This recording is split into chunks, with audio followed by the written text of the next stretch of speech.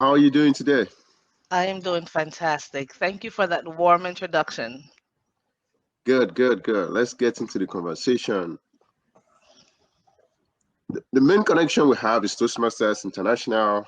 I've presented in conferences and we've also engaged in Toastmasters Internationals worldwide. But beyond this conversation, we also have education, storytelling, humor, and other things in common. Today, we want to look at the fact that the stories that we give in Toastmasters, it's very impactful, but it could be more impactful when we have it written down in the form of stories. And that's what you've done with your book, Embracing Your Fruit. All right? See, we both have it. Embracing Your Fruit. That's what you've done here. Because there are stories that should not only be heard, but be written for greater impact. Because people give personal stories on the podium, but then sometimes people forget that because it's not written down. And I just came back from the international speech competition. I wonder how many of those stories is people are still going to remember Yes. after laughing about them and things like that. But you did something better. You collaborated with a group of people to write a book, and that's part of what we're going to be discussing today. So the title of the book, why the title of the book? Embrace your fruit came from the Bible, the fruits of the Spirit in Galatians. And when I think of embrace your fruit, it means accepting your challenges. I'm not sure if you heard the quote, life is what happens in between your plans.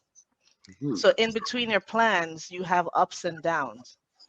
And when you embrace your fruits, you accept it, you learn from it, you grow from it, and in turn, you bear fruits. That could be fruit of love, fruit of kindness. On the opposite end, it could be fruit of resentment if you're not healed.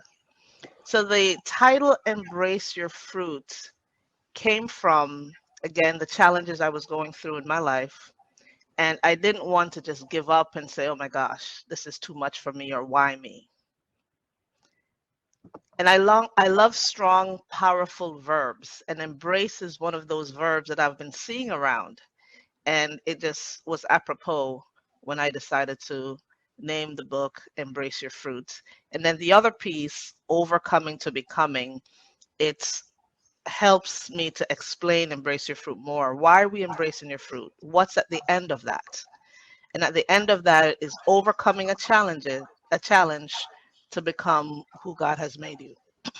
Wow, excellent, excellent. And that's exactly what you have in the book, Embrace Your Fruits. Because in the book, I saw that there were stories from different individuals. It's not only your personal story that you put there, because we know as a Toastmaster, personal stories are very good.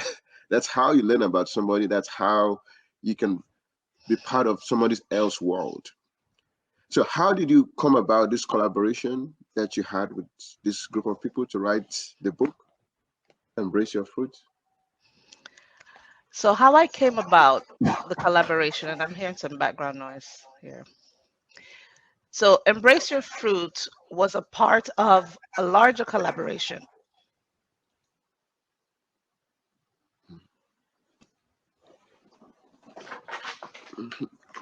So, Embrace Your Fruit, my chapter was written in another book, Courage Under Siege From Flight to Light by Peggy Lee Hansen, who is also featured in this book. So, I wanted to have a compilation series as well that was diverse, that had people from different ethnic backgrounds, people from different walks of life, business wise, career wise. And I wanted to hear their story of Embrace Your Fruit. So it started with my compilation being a co author, and then I was inspired to do the same in my own compilation. Thank you so much. That's really excellent. Excellent so much. So the story is talking about how to overcome challenges. And you just said you quoted a chapter of the Bible, Galatians and things like that, that means that there's a spiritual aspect of this. For people who don't understand that, how do you explain that to somebody who's probably never been to a church before? I wanted to make, probably mute your mic, perhaps. I wanted to make it user friendly. So that's why I didn't lead with, okay, yes, it's from the Bible, but it's about life. So Embrace Your Fruit is about embracing your life's challenges, and everybody has challenges. So let me dive a little bit deeper about what Embrace Your Fruit really is. When you think of a fruit, this morning, if I ate an orange or an apple, that's a fruit. So a fruit is something that's planted. So if you're planted somewhere, be it a church or your job, there's going to be things that you learn from. There's going to be challenges. How do you handle that challenge? And the way how you handle that challenge, you will bear fruit. So for example, if you're a gossiper, you're going to bear a fruit of resentment. If you're a helper or a leader, you'll bear the fruits of kindness and love. So it's about understanding where you're planted, whether it's a church or otherwise, and how you're able to navigate your life's journey. And whether good or bad, you're going to learn from that. And from you learning from that, you're bearing fruit. So without even going into the Bible, I think that analogy will help people to understand that, this is life. Good, good. Thank you so much. That this is a very practical thing that anybody can apply. And so we can go to the details of what you have in the book. One of the stories that I liked about the book was when you were talking about your dad. You wrote he was a strong disciplinarian who wanted us to study daily and speak proper English rather than playing outside. That was very similar to the way my dad dealt with us. He was always thinking, well, you guys can actually pick up a book and read instead of just walking around and playing with kids that that you probably don't want to play with, or because they don't know the parents of the kids and they always try to be careful and things like that. So that's one of the things that caught my attention. Another part of it that caught my attention is this statement: as my grandmother told me numerous times, you are never too old to learn from those younger than you. I think it's a concept that I understand personally, because as you go around in life, you meet people that you're older than that you can learn from. But then I don't think everybody understand that. I don't think, especially in certain parts of the world whereby it's not fully embraced that you can learn from someone that is younger than you. If somebody's older, usually they want to let the person, I'm older than you, and when I'm talking, you don't talk, that kind of a thing. So how do you encourage such individuals to just slow down and learn from somebody that is younger than them? What I love about that question is we can learn from everyone, from an 8-year-old and an 80-year-old. And when I think about what someone younger brings to the table, they sometimes bring the technology, they understand what's happening in their world, they may read a book. So we can always learn from someone who's young because their experience is different from our experience when we were 7 or 10 years old. You'll be surprised how many younger generation, they read a lot. They're good with cryptocurrency. They're good with social media. They're good with a lot of different things that we may not have been interested in. And I could tell you, as an instructor, I learn from my students as much as I partake knowledge to them.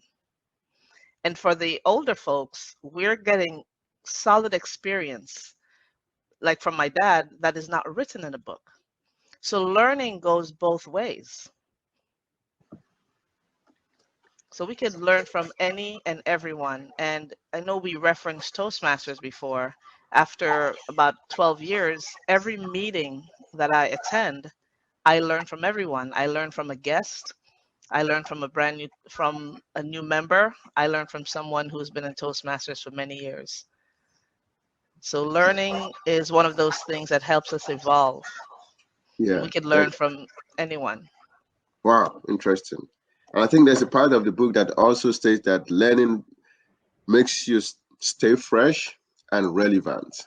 Who does not want to be fresh? Who doesn't want to be relevant? You always want to be able to say something that somebody wants to hear. And one of the very easy way to do that is just to keep learning and having conversations like this, which is something that we should encourage everybody to engage in.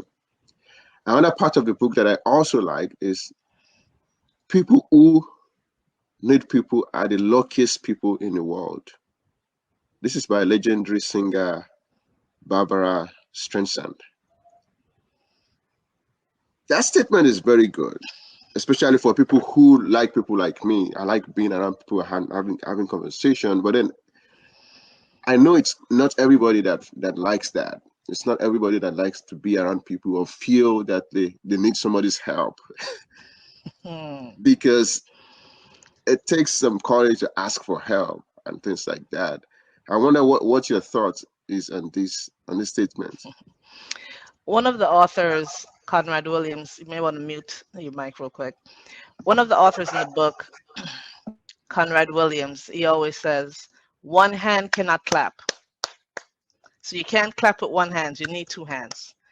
And I believe that you always need people to help you, to ask questions, mentors, coach. That's why in the Bible that God talk about getting married. I mean, it's hard for you to be an island. Even when you have a child, you need a village. So it's important to understand that we need people. And that is a testament to this book, because I could have written this book by myself, but I said no. I know a few other authors or upcoming authors who would share their story. They have shared their story on the stage of Toastmasters, but this is another opportunity for them to share it written, so they have something for their legacy, for their family. So teamwork is important. It's critical almost. In business, there's a lot more collaboration than there is competition. So I think if we understand the value of people around us, and if we have one common goal, people will know that this is a good thing. If we have the right people on board and they agree to the common goal.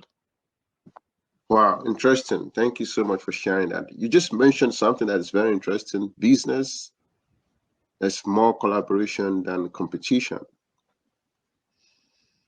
And I wonder how much of collaboration people are interested in doing these days. But based on your experience in business and other things that you do, what are the important things to know for sure who to collaborate with? If you're thinking about collaborating with somebody, how do you know the right person to collaborate with, and what are you looking for? So when it comes to the right person to collaborate with, the first thing is not to jump into a situation.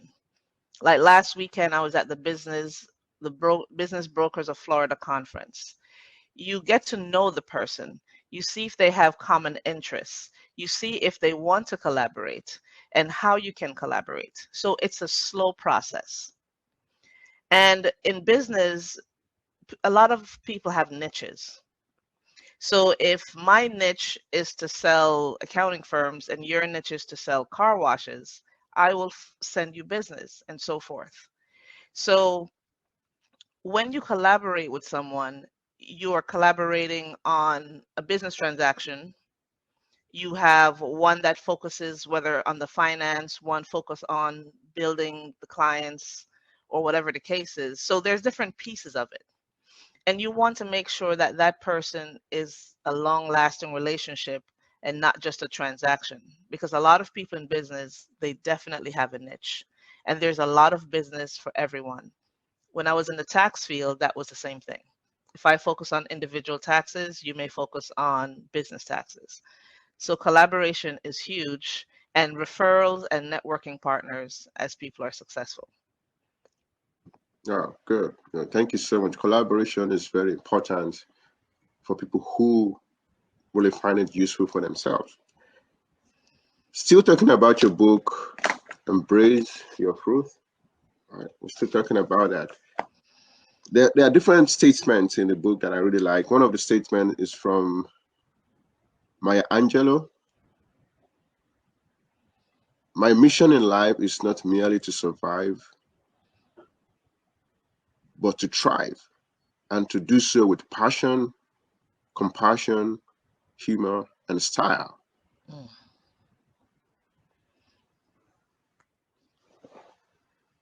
In your own opinion, based on your experience in the professional world and Toastmasters and things like that, what are the important things that you think you bring to a collaboration? Right? If you want to collaborate with somebody and things like that, what kind of skills and knowledge do you think you've acquired over the years to be able to engage and collaborate with people? The three skills that I bring, first and foremost, is empathy. I tend to put myself in someone else's shoes, and I ask questions and I listen. That has been helpful for me for collaboration. The second thing is I bring my skill of numbers and critical thinking to find out what the problem is, what's the solution, and what are the action steps. And the third thing is I bring myself.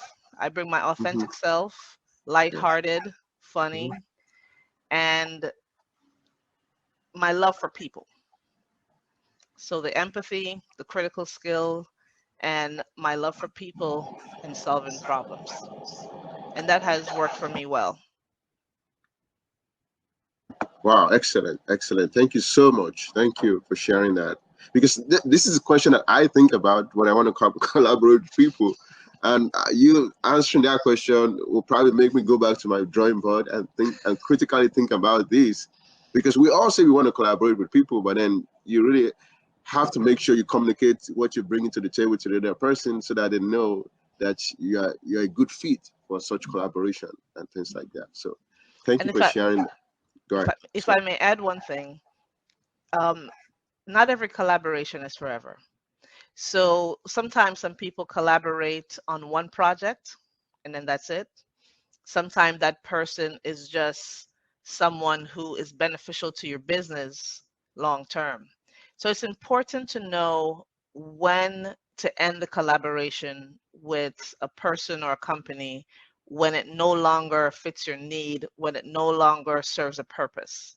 So I think that's the beauty of collaboration is know when the story has ended and move on because certain people are meant to be in your life for a time, season, or reason.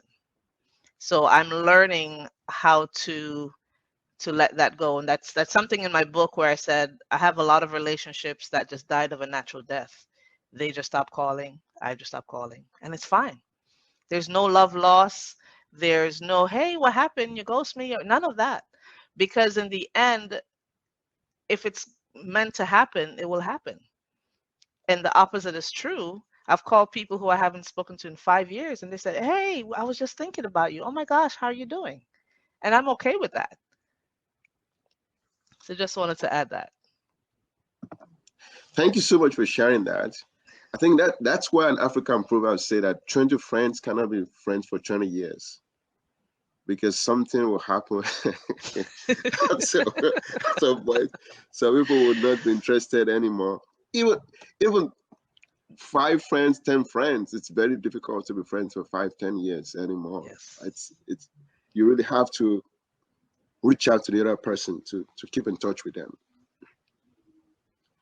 Another part of the book that I really like so much is from Charles Bukowski that says, if you have the ability to love yourself first. Mm. For me, I have a problem. I like reading in between the line when I see statements like that. And one of the assumptions that can come from such statement is that probably not everybody has the ability to love themselves. And I wonder how many people who find yourself in that kind of situation still try to love another person despite the fact that they find it difficult to love themselves. That's a very powerful statement that got me thinking from that book. So that conversation now led to self-care in your book, Embrace Your Truth. The conversation led to self-care, and that you started talking about self-care, and you said you're an advocate for radical self-care. And my question is, how and when did you become an advocate for radical self-care? So I'm going to address what you mentioned earlier. So in the Bible, it talks about holos, about loving God with your mind, body, soul. So if you love God, you love yourself because you are created in His image, and then you're supposed to love your neighbors and your enemies as yourself. To me, that's one love, and I'm from Jamaica, so I love saying one love. So definitely loving God and yourself, you'll automatically love your neighbors in that order. So when you love yourself, and I don't want it to sound where you're all about self, but when you love yourself, you take care of yourself. You make sure that you're not in any situation that is going to harm you. You look at the friends that you have. You look at your diet. You look at all things so that you can be whole, so you can take care of someone else. And I was a victim of being everything to everyone. And I got burnt out really bad.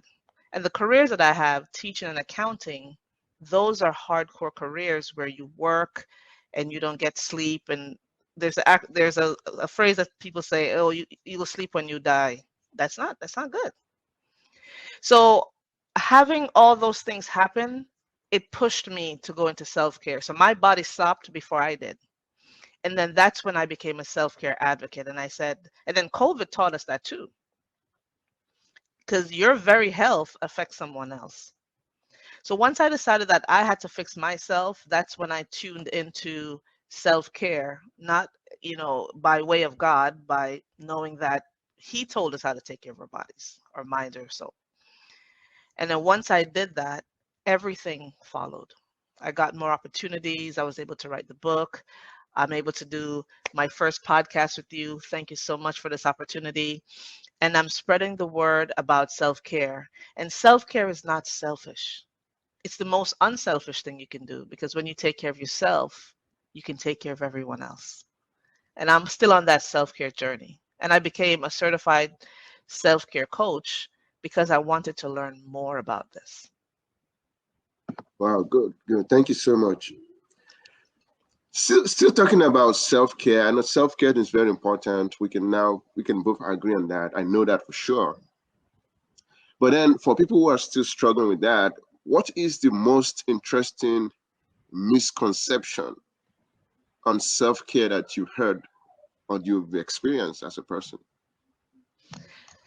That self-care is a luxury. Hmm. Self-care is about doing your nails, getting massages, and that's just a temporary fix. That's not what self-care is. So people think self-care is overindulging in themselves, eating ice creams, smoking, drinking, take sleeping 2 days at a time, binge watching, all these things. And these things are destructive.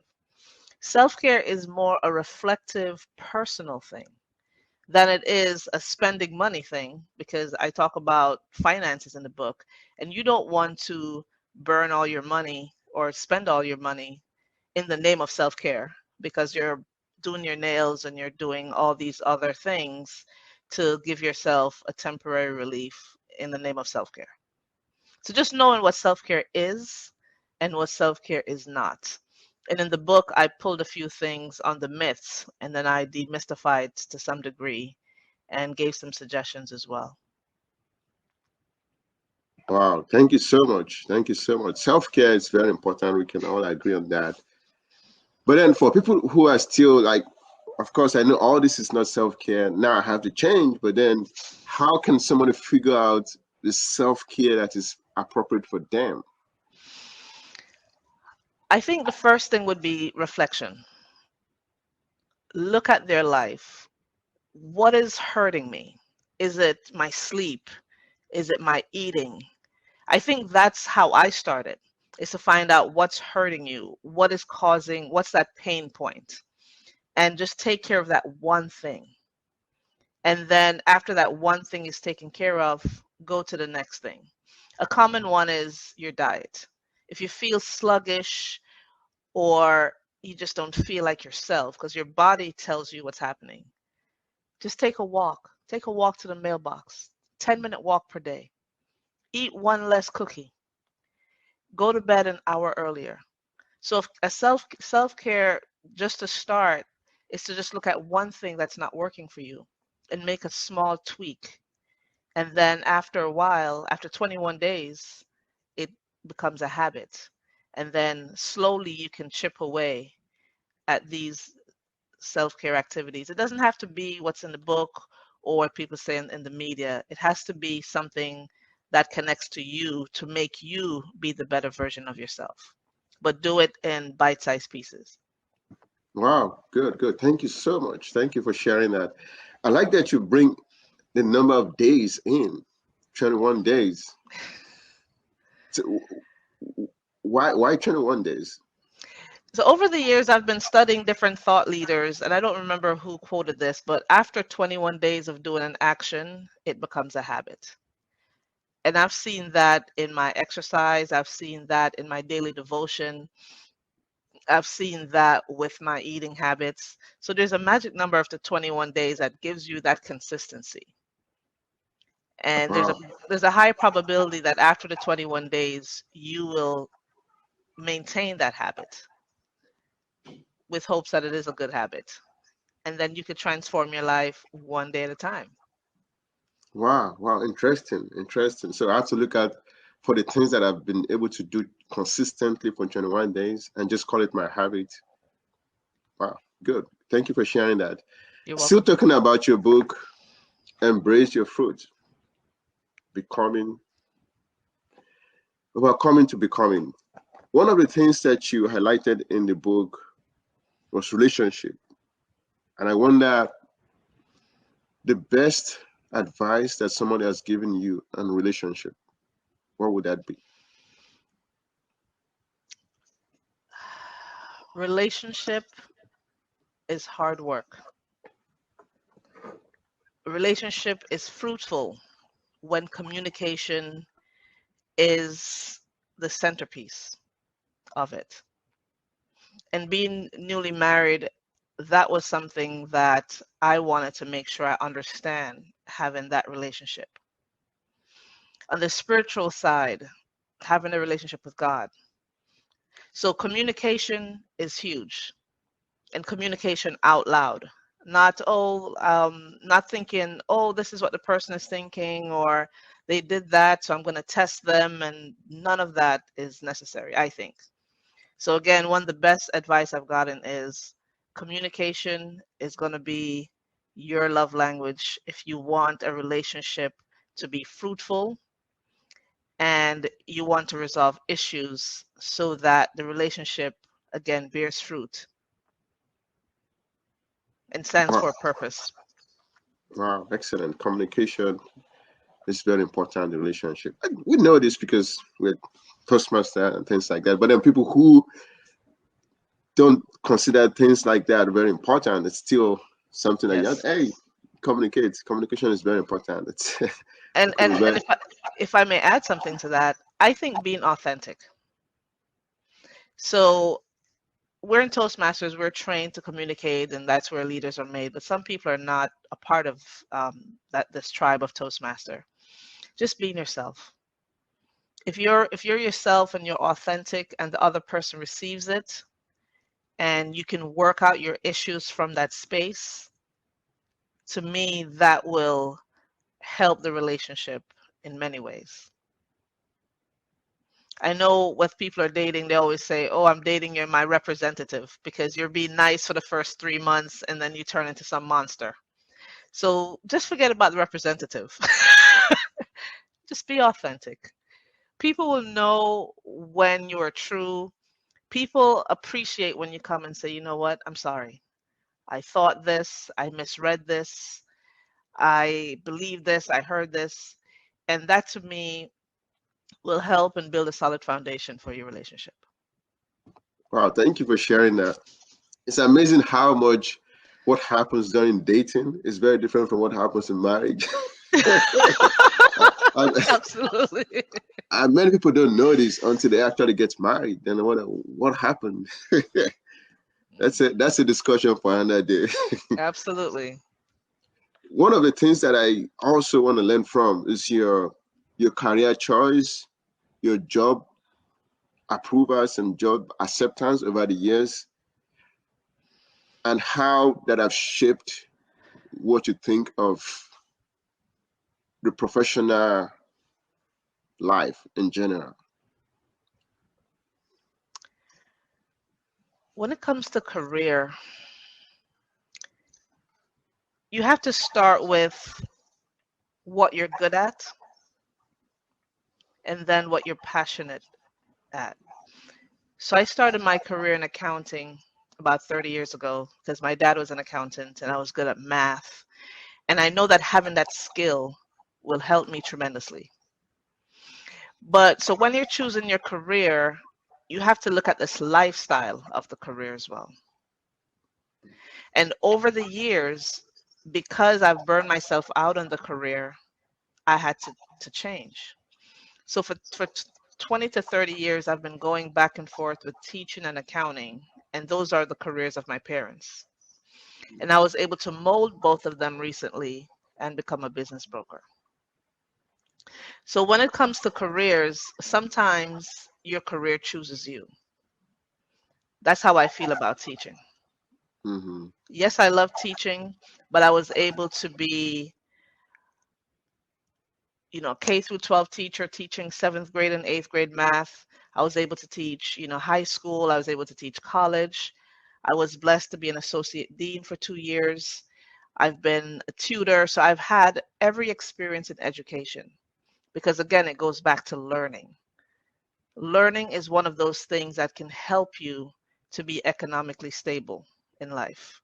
And that's the one thing I love about America as well. If you learn any career, you will be successful. There will be the opportunities there for you. So I'm a strong advocate of learning and knowledge and applying it by way of your career.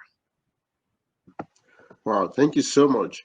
There's something that just came up from your conversation just now about the fact that the career choices that you chose are actually a representation of what your dad and mom did also. And I wonder how much of such influence came into that. Because I know as an African parent will almost tell you, this is what I want you to study. Absolutely. Caribbean's the same. And if you don't study it, there's a problem. Either you don't get support from me or you're just on your own. And just like you mentioned that America feels like a little bit laid back with things like that. It's just the opportunities are there. Find what you want to do. We'll support you. You can almost do it. You can be a trash collector and make good money in America. But then that's one of the cultural shock that I first experienced when I came. I discovered that people that clean actually use good cars here. Yes, and construction workers as well. Because my brother's in the construction and he has a healthy salary. So, but following up with your question, my parents' careers influenced me a lot because I was around it for so many years. So when I was 8 years old, I was helping my mom teach her class. And I'm like, I think I should be learning. Why am I helping you? But that started my career journey. Same thing with my dad. He taught us accounting at a young age, so I was always around it. but I didn't think that was the end all be all. So I was able to merge it and create my own career. So the lesson for that is a lot of kids or individuals growing up, whatever their parents did, they tend to mirror that or mirror the opposite of that. And I know growing up, there's three careers that individuals do. They're either a teacher, an accountant, or like a secretary. Those were like the three main careers. So now there's so many other directions that one could go. So it definitely has to do with what you're passionate about, what you are afforded. Like if you have the chance to go to a college and get the degree, and if you have a job that will pay for your education. So there's so many ways in America in which you can go about the career and the education, and then you can pivot whenever you would like based on the industry, the market, your interests, your life. Thank you so much. Thank you for sharing that. In the midst of all this knowledge, learning, skills that we're developing, it appears that the only place where changes can be made is in the political system. For example, I was still having a conversation yesterday as to how so many things are not being regulated. Artisans, people that do handiwork in America, I can almost tell you that they want to charge anything for what they want to do without any regulation. It seems that somebody can want to change your plumbing pipes and say, well, they want to actually receive $1,000 for doing that. And it seems that there's no regulation, there's nothing that can stop them from saying they want to do that. That means that there's still some loopholes here and there with regulations and making laws and things like that. So my question is, with all this experience that you are gaining leadership role, associate dean, Toastmasters International, and things like that, how can these skills be applied to affect the political system that are actually making the decisions? Because getting all these skills is not useful if somebody is still there making the decisions for you anyways. I'm going to approach this question in a couple of ways. The first thing one should do is to understand the policies of the current administration and then vote accordingly. The second thing is get to know the people who are in politics in your area and speak to them and understand how the political system works. So when it comes to your skills, in Toastmasters, we have different paths, and there's a path called persuasive influence. If you can be on a committee where you can affect change, like before COVID, I wanted to serve as a school board member in Martin County. So get on a committee and volunteer and use your communication skills, your interpersonal skills, and talk to the people who are in charge of a certain area and see if you can make some type of influence, whether by volunteering, helping with the campaign, or something to that effect, so that you have a contribution. And if you feel more passionate about it, then you can consider running for office and using our speaking skills, both virtually and in person, to not just persuade, but to show an issue, to voice the change, and to have action steps towards it. So I know a lot of people talk about they're shy and all this other stuff, but being open, honest, use your communication skills and speak to the right people, that to me is what's going to evoke change on a local level, on a national level. Good. Thank you so much for sharing that. That's very helpful. Now people know what they can actually do to get involved and influence things and not just talk about the problem. And that's why this name of this podcast is Solution Illuminators Series, because we don't just want to talk about the problem, we want to talk about the solutions.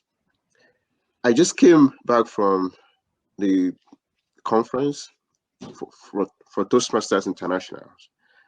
And during the business meeting, I observed that people were running for posts and they had to give some speeches, impromptu speeches for the most part.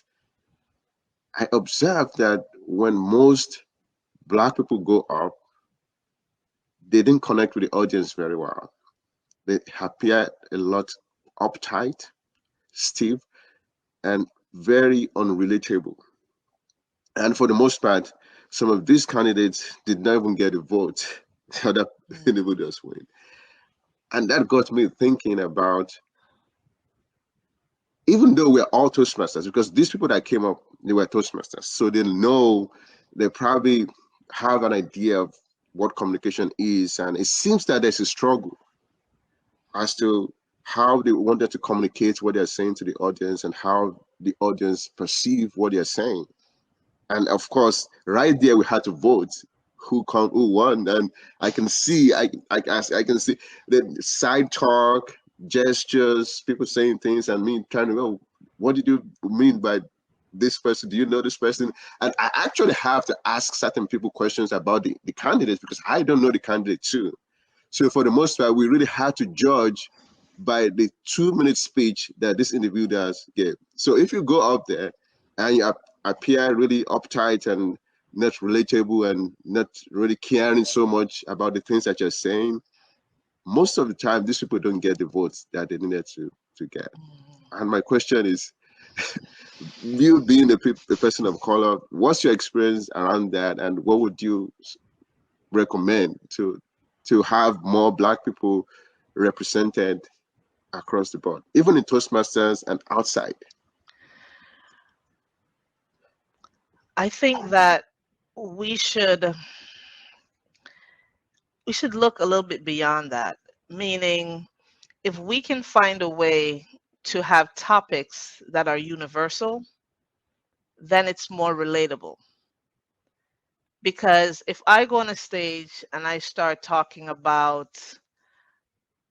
Jamaicans and something specific to Jamaicans, I will lose 90% of the audience, whether African Americans or otherwise. So I think it starts with choosing a topic that's universal and then knowing that when we're speaking, or speech is not for us, or speech is for the audience. And if we keep those two in mind, I think that will yield a greater result. So, for example, if I had a chance to speak at the international convention, I would speak about something related to something like self care, something that relates to education, something that relates to financial literacy, something that relates to something that happened in my life. Like in my book, I talked about being hit by a car and not being obedient or following my gut when my gut says don't go, and I'm like, yeah, but I should go, and my mom is like, yeah, no, and then I went and I got hit by the car. So something like that, that you pull the audience in so you're not pushing them away. So choosing the topic, make sure it's universal, and know that we're speaking for the audience. We're not speaking for ourselves. And I think that will help us to be a little bit more representative, because my entire career, I haven't seen people that looks like me. But I had to connect in a way that it didn't matter with the results that I was trying to get. And it's always going to be a struggle, but I think the connection goes back to the relationship, being authentic, and have something of value to say. And I think that's where we can start breaking the barriers, because after following Toastmasters International in the last, I want to say, 15 years, we've had a lot of Black candidates that have been international. And this goes back even from 1997, 1995. So I just think we need to come together a little bit more so that we can represent ourselves better and we may be better received. Good, good. I'm glad that you said that we are making progress. It's just that we Yes, have to make more progress. correct. That's the whole point. And then do it together. Yeah, So together. having this podcast, I'd like to applaud you for that, because if we have more of these opportunities and avenues, we will learn and grow. Good, good. Thinking about how to collaborate not how the other person is going to fall or something bad is going to happen to them. It's something it's something we have to do. But it's very good that you mentioned Jamaica, and I want to ask you, how was it growing up in Jamaica? What was the punishment? What was the rules that you experienced? Ah, Jamaica, ooh, is such a beautiful island, and I was there about a month ago, so I still have it fresh in my mind. Jamaica, when I was growing up, there was a lot of rules. And well, it's just a few basic ones. Listen to what I say, don't talk back, and know that I own the home and not you. Those are basic. So I think it was a very strict because the life in Jamaica, we don't have a lot of opportunities. And our family was middle class, so we had a chance to go to high school and everything else, but it was strict. We just had to do what my parents told us, but we didn't have a lot of distractions like social media, a telephone. I think we had one telephone in the home, but it wasn't it was less about the strict and more about obeying our parents and enjoying our childhood. And I enjoyed my childhood. And we had family outings. We went to the beach, we went to church. The weather was always beautiful. So it was strict, but I would prefer, if I had to do it again, I would choose my culture and the way how strict it was, because now when you have less rules, you have more opportunities to do other things. And as a child, you want to do everything and you don't know the consequences. Where in Jamaica, we knew the consequences right away. And I didn't challenge any authority because I didn't like the drama. I just wanted to sleep, go do my activities, study, and that was it. So I was an easy child. My siblings, oh no. In Yeah, other they were words, a bit wild. in other words, you didn't like to be spanked, right? No, no, I think I got spanked probably 3 times in my entire life. Okay.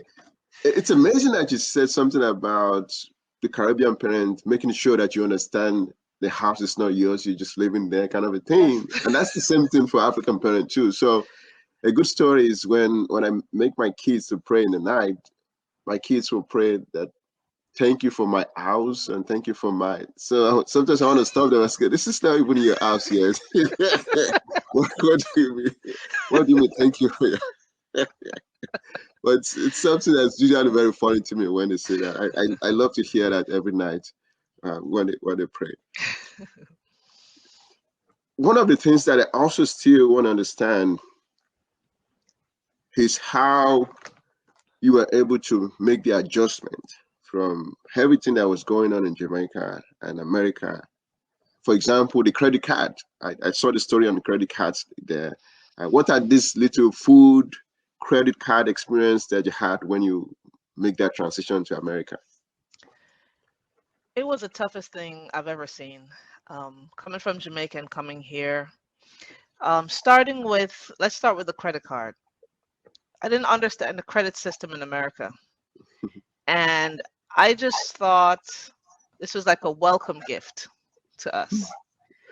And it wasn't until I started speaking to, my instructors and everyone else that I understood that America has a credit system and that we needed to use it to build our credit so we can purchase a home. So what helped me with that transition was I got some American friends and they showed me the different things, and I had some teachers who became mentors. And actually, one of my girlfriend has an organization that helps people transition from Jamaica to here. So I think plugging into different organizations can help as well. And just joining different groups. So the transition was tough with the credit system.